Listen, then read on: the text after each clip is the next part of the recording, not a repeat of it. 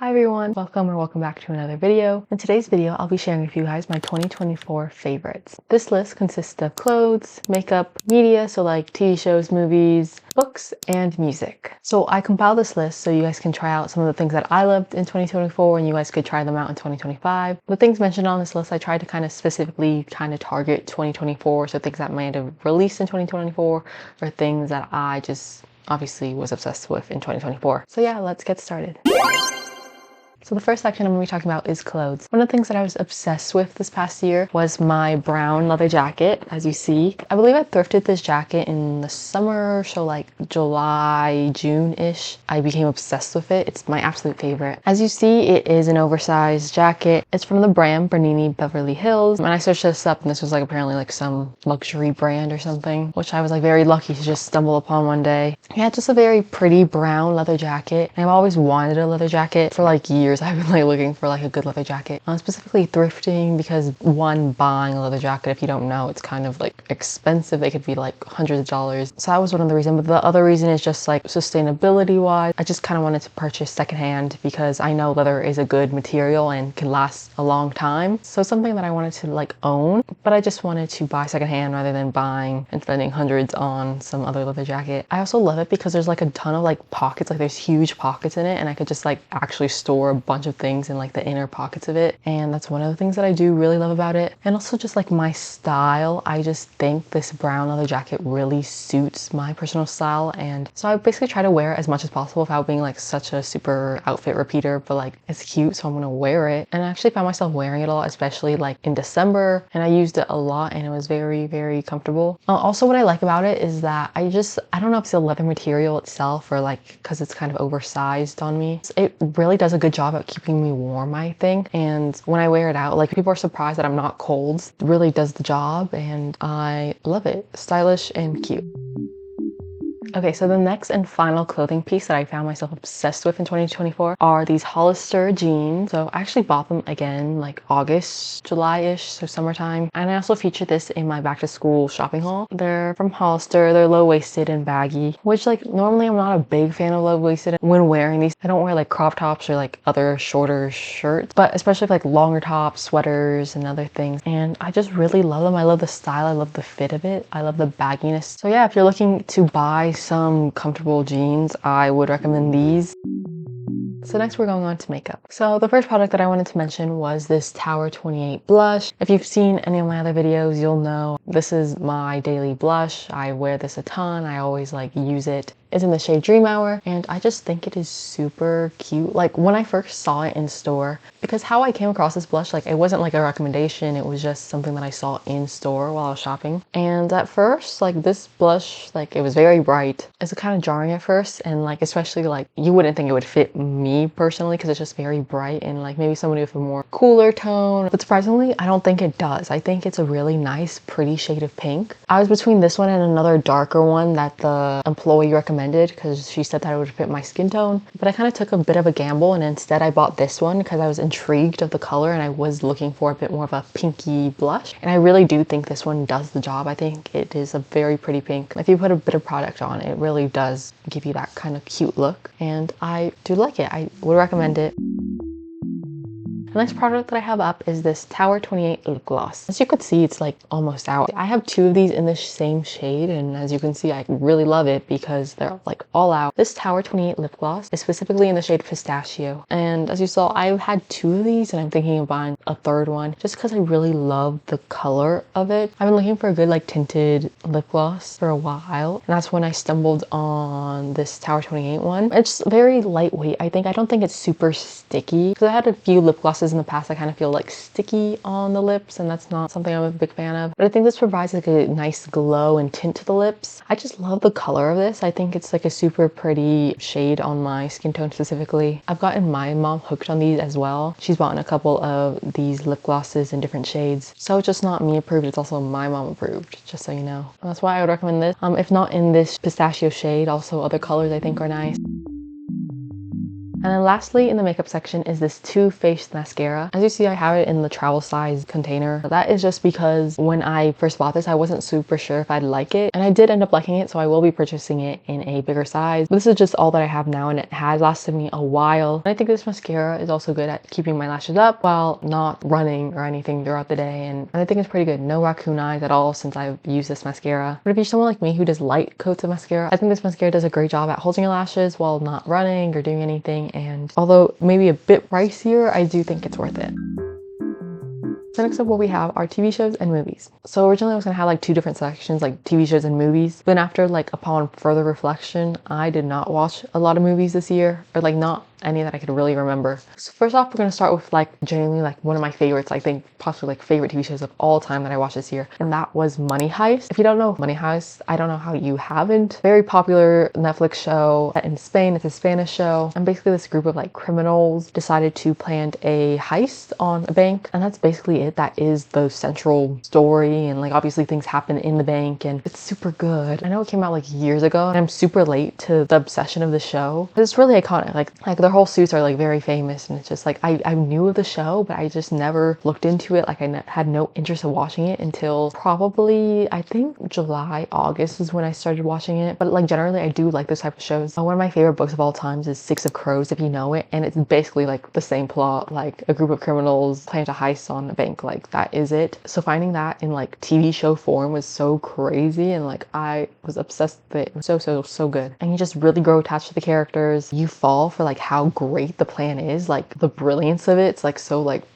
mind-blowing, you know? I know I'm not doing justice by like saying it, because like I'm just telling you like the basic like outline of the plot, and it's just really great, and I really encourage you guys to watch this if you have not already. Like I'm possibly like the last person on earth to have seen the show. There's a bit of romance in it if you're interested, but it is like a subplot, so if you're going in for the romance, do not. But it's just like the main story is the heist, and kind of the social commentary I think is good. So yeah, would recommend 1000%, like 11 out of 10 stars. So good. So the next show that I have is Spy X Family. If you don't know what it is, it's implied that the show is kind of set in Berlin or Germany, and you follow this spy, and he's tasked with like completing this mission, and to do that he has to kind of have a fake family. So he ends up adopting a girl, and then to kind of like form the perfect family he has to find like a wife too. But the whole cool thing about it is that the husband is a spy, the wife is an assassin, and the little girl can read minds, so she knows that her dad is a spy and the mom's an assassin, but they don't know it. It's really endearing and cute. And this show, specifically Spy X Family, I watched actually like December, so it's very late into the year, but I just became so obsessed with it. That's how it's made this list of like my favorites 2024, because I think it's so good, and genuinely I think it is like my favorite anime that I've seen so far. I haven't seen a lot, but I really love the like dynamic between the characters. I think they're so cute and adorable, and I love how there's also like a couple seasons out. Some animes are very short, and that's really all that I have to say about it. I love the TikTok edits that I see of them. They're so cute. If you're just really want a show with like wholesome energy to it, I would recommend the show. I think it's so cute and interesting. So it's not like a boring cute show. Like there's more to it, and I think you should watch it. Okay, next TV show is a genre of TV shows, and that is dating shows. Just more specifically like Love Island. Obviously that lots of people were into Love Island USA, and I especially also was into Love Island USA. Singles Inferno is also good. Love is Blind is also good. I feel like this year for me has been more of a dating show kind of year. So Love Island, if you don't know, it's just like a show of people being put on an island or like away from everyone with like no phones, and they're on that show today. They're like put into like a pairing, like a couple, and then they kind of like work it out to see if they have like chemistry. There's like games to it, lots of like kissing competitions, like it's crazy. I know Love Island UK especially was more popular, and I did love watching Love Island UK, but especially this year Love Island USA was so good. The other dating show I was mentioned, Single Inferno. If you don't know that one, it is a Korean show. They're also put on an island, and the island is supposedly like hell, and to like get out of there to go to like paradise, you have to like couple up with like another person, and then you two like go off. I think Korean dating shows, I've watched like a couple in my time. I think there's something like different about Korean dating shows, because they're like more like, compared to like Western dating shows, they're definitely more like tame. Like I don't think I've seen like a single kiss on any of the Korean dating shows that I watched, which I know like is crazy like in the West, because all those dating shows are made to do all that. But I think it's kind of like a nice change to kind of watch Korean dating shows and have that kind of simple simpler factor. I think it's like kind of cute because they're just kind of really getting to know each other, and I like that. If you know the show, how they're all obsessed with like that one guy. I don't see it, but they all were, and it was just kind of crazy to like watch all that go down. Sorry if I didn't sell it very good, but they're just kind of like, you have to watch it to experience it. I gave you like the basic like premise of it, and if you want more drama, I'd suggest watching these shows. So next we're shifting into movies, and the movie recommendation I have for you is Dune Part 2. And this is very crazy for me to say because I have not even seen Dune, like the first one. I ended up watching the second one because I had time to kill, so my family and I, we went to go watch it, and it was good. Like, I really liked it. Did I know what was going on? Not really, but I did enjoy what I was seeing. I thought it was interesting because some parts I remember feeling like a bit like they were a bit dull, but like for the majority of the time I was very interested. I'd say it's kind of similar to Star Wars, so if you don't like Star Wars, I don't think you like this. And yeah, that's basically all my notes for it. I don't really remember much because I watched it like a long time ago, but I remember liking it, so that's why it's on my recommendations. Okay, so now for our next category, we have books. For this category, I was able to keep like a bit more in check because I actually like log the books that I read throughout the year. So I was able to kind of look back and look at like which stars I gave 5 stars. So all the books that I'll be mentioning, I gave either 5 or 4 stars. So the first 5-star book that I have is The Glass Castle. The Glass Castle is a memoir.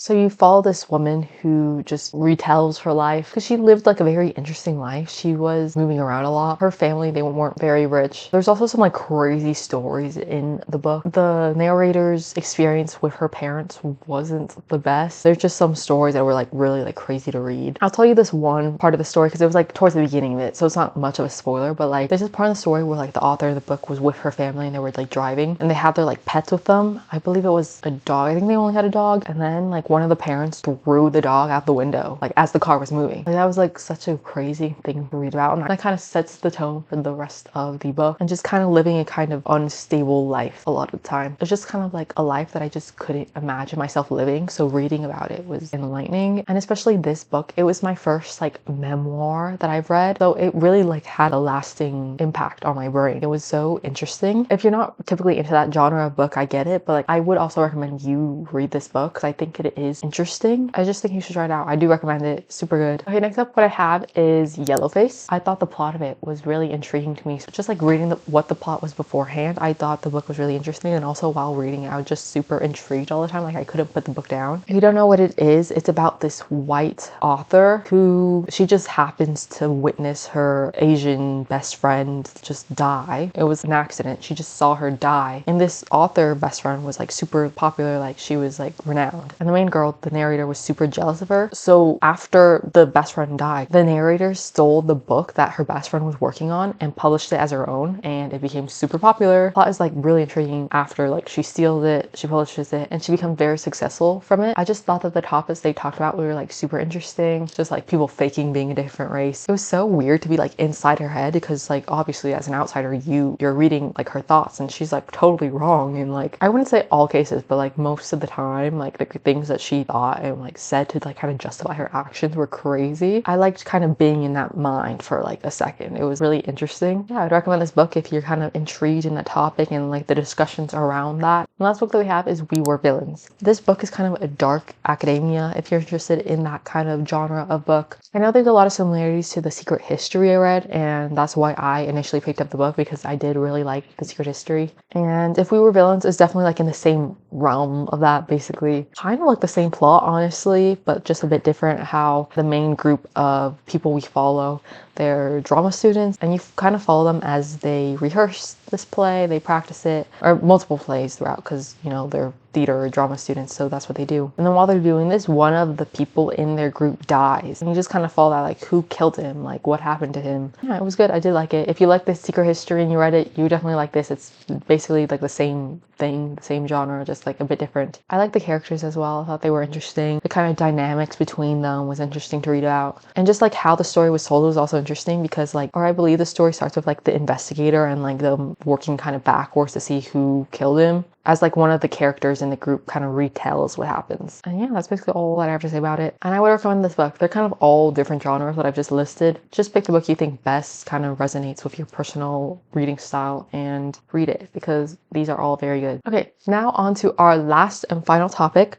which is music. This section is going to be a bit shorter because I don't have much to say about these songs. I tried to keep most of these songs to be like released in 2024, but some of the songs I couldn't not mention them because they were songs that I was obsessed with. First one, Ungodly Hour by Chloe and Halle, because I just remember like I have so many memories of me just playing this late at night while I'm driving late at night. I love this song. I think it sounds so pretty, like so like ethereal. It is crazy. So you might think like it's crazy that I just discovered this song because it came out years ago. And like me too, like it's crazy that it like, took me so long to find this song because it's genuinely like so good. Just like their vocals are insane. So if you like crazy good vocals, this song is for you. Next song, Bigger Boys and Stolen Sweetheart by the Arctic Monkeys. I am a huge Arctic Monkeys fan, guys. It's crazy. Again, the song was not released in 2024. A decade ago, it was released. But it is good. It is so good. I rarely hear people mention this song, like, at all. Like not even, like, as their favorites, like, at all. But I think this song is specifically in my top 5 Arctic Monkeys songs. I think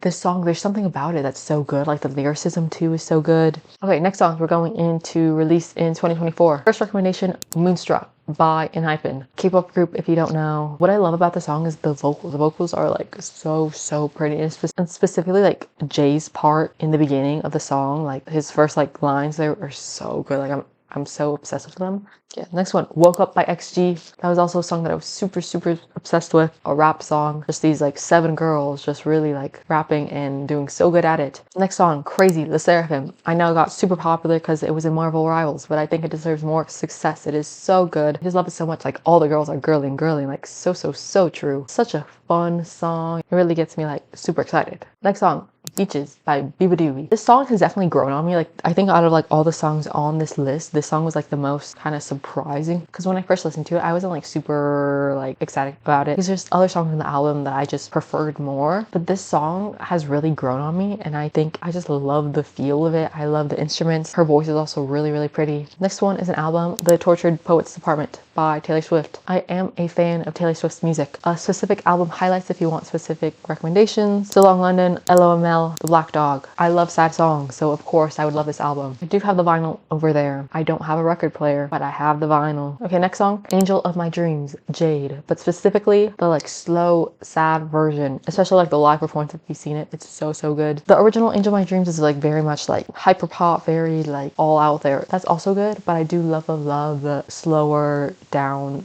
version of the song because their vocals really shine through and they're so good. If you really want like your ears to be blessed, I'm putting you on this song. It is so pretty. And then lastly, what everyone knows to end this video off, Good Luck Babe, Chapel Roan. Like duh, obviously it's super popular. Her voice so pretty, the instrumental so good. And then yeah, that wraps up my 2024 favorites. Thank you so much for watching, and that's it. I'll see you guys in the next video. Bye.